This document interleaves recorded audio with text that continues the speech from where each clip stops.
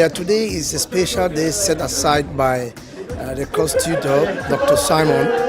It's a special debate in which we are trying to rally scholars and people to support the use of torture to getting vital information from terrorists, people who are participating in terror acts.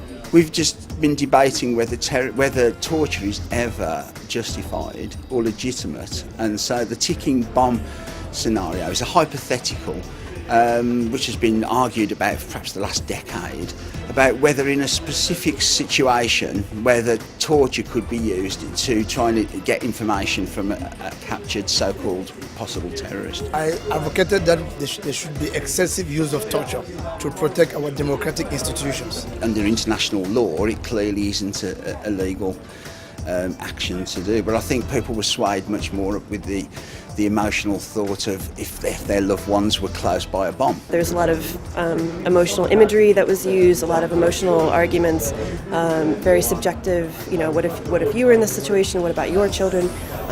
But it's helpful to look at it in a broader, bigger picture mindset. So I think it's great to have a go back and forth and hear both sides of the argument and all the grey area in between. We were trying to get the argument across that their argument was fallacious, really, that you can't torture somebody to get information that quickly, but I think they did well. They managed to get the emotional response in the audience. I voted against the motion.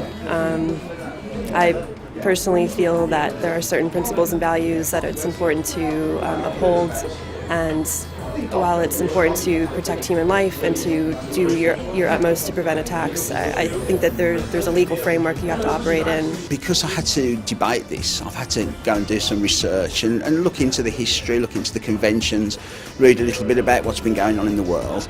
I think it's probably hardened my own position by studying it. You know, when you're a lay person, you don't know much about something, then you start to do your reading, your research, and find out what you think. So in that sense, it was really helpful. It made me, when you start to talk about something, when you've got to argue, you have to really think, well, what do I think personally? So it makes you consider your own views and be self-analytic, which is really nice.